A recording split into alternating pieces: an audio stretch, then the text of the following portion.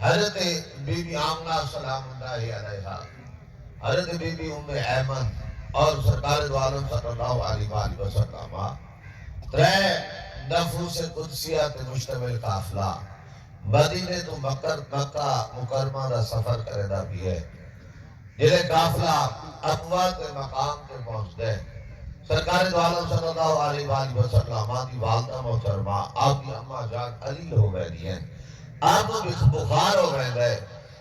حضرت be be Amna سلام اللہ علیہا آپ سرکار دو عالم صلی اللہ علیہ وآلہ وسلم آپ کے نال مخاطب ہو کے فرمائے ہیں،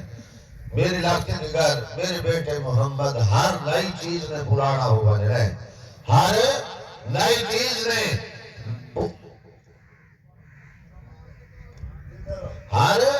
نئی چیز نے پرانا ہو بن رہے وہ ذکری باں لیکن سارا ذکر باقی راسی آپ نے وعدہ کا ذکر باقی راسی وجہ کیا ہے وہ ولد تو تہرا میں محمد جیسا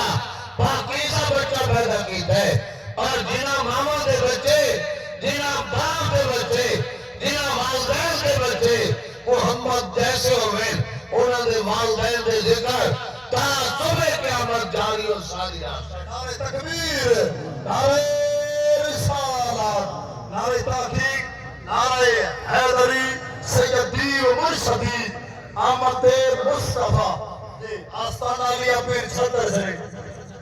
جنہوں کی اولاد محمد جیسی ہوئے زہرا دے بابا جیسی ہوئے انہوں نے والدین دے ذکر ماں باپ دے ذکر قیامت تک جاری اور ساری راسن۔ حضرت بی بی آمنہ سلام اللہ علیہا آپ نے فرمایا کہ ام ایمن میری وصال کا وقت ہو چکا ہے، وقت قریب آ چکا ہے، میری وفات کا وقت قریب آ چکا ہے، یہ میری امانت باحفظ و امان امیر قریش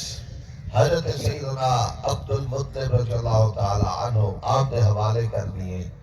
باحفظ و امان میری امانت حضرت سیدنا عبد المطلب رضی اللہ تعالی عنہ آپ نے حوالے کر دیے، کیونکہ کعبے کے متولی حضرت عبد المطلب رضی اللہ تعالی عنہ اور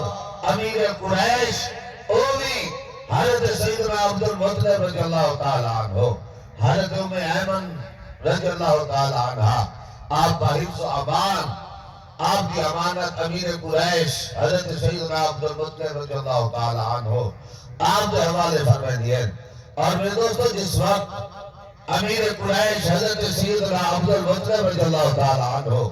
آپ کا جنازہ اٹھے چند سال کا بچہ دیوانہ نال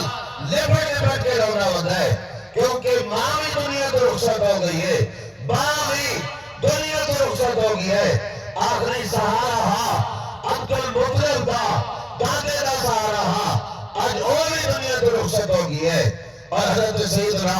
عبد المطلب رضی اللہ تعالی عنہ آپ کی وصال تو بعد آپ کی کفالت ذمہ حضرت سیدنا ابو طالب رضی اللہ تعالی عنہ نے اپنے ذمہ کرم